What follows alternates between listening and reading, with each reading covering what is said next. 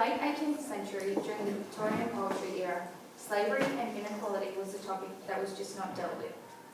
In William Blake's poem entitled The Little Black Boy, he touches on the subject of how in actuality everyone is equal. It seems obvious in this day and age to perceive all people as equal no matter what the colour of their skin or what language they speak. Although in Blake's time, the colour of your skin, whether it black or white, defined you as a person and how you were in the eyes of God. In Blake's poem, the young boy, black in colour, is speaking from his perspective. We see this at the beginning of the poem, where Blake writes, "I am black, but oh, my soul is white." He goes on to say, "I am black as if bereaved from light." This interprets the young boy's view of how the world looks down on him due to the colour of his skin. It shows how, in this time, those who had white skin were seen as superior. The words "as if" show that the boy does not accept this view, and he believes he is something more. He knows his skin is dark and he does not see himself inferior, saying that his soul is like that of the young white boy. But the question is, what distinguishes that of the souls of either boy? What differentiates them as people of superior or inferior status?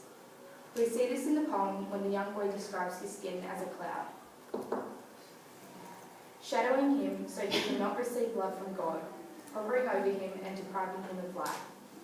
To the adolescents of modern times, it seems a far stretch that the young black boy in the poem could see himself as so inferior to the young white child. In a time where Usain Bolt, an Olympian, a household name, a black man, is respected with such high gratitude, the modern child could relate to Blake's poem in a sense of awe and intrigue, that if he had been born in this time, he may look at himself in this same way. Would he have been led to believe that he were less of a person due to his dark skin, as the young boy in the poem was? The poem delves into the underlying teachings on the racial aspect, but incorporates a religious aspect also. Blake uses a lot of symbolism through the poem, which helps to explain things clearly, yet not to expose them completely, such as how God gives his light in order to give his heat away, and that this brings to men comfort in the morning and joy in the noonday. In this case, we see the religious aspect of the poem, which incorporates the teachings of the young boy's mother into how God perceives us, not just as black or white, and doesn't discriminate. By using comparison between the colours black and white, Blake contrasts different symbolism of what we believe to be good or evil. Blake likens the white English boy to that of an angel, pure and saintly, using the colour white, which has long been associated with that of good, whereas the colour of black has been associated with darkness and evil. This comparison is also shown through similes, like the one Blake uses when he says, his sunburnt face is but a cloud, and like a shady grove. The shade becomes darkness, and the darkness becomes black. From his mother's teachings, the young black boy is aware of the reality of how he is perceived in the world, inferior to the white man.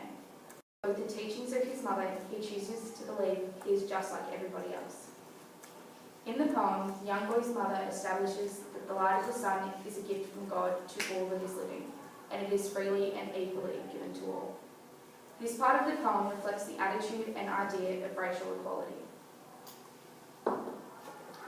I'll shake him from the heat till he can bear, to lean in joy upon our Father's knee, and then I'll stand and stroke his silver hair, and be like him, and he will then love me.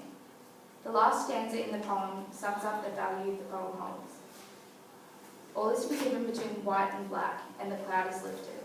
The white boy and the black boy no longer are differentiated by their colour. All is forgiven as they have both now died and passed on, old with their silver hair, and they are the same. Blake writes through the perspective of a young child who would be deemed naive and innocent, but who yet himself is aware of the difference between black and white, light and dark, good and evil, even at a young age, and who can still see that there is no distinguishing between one another.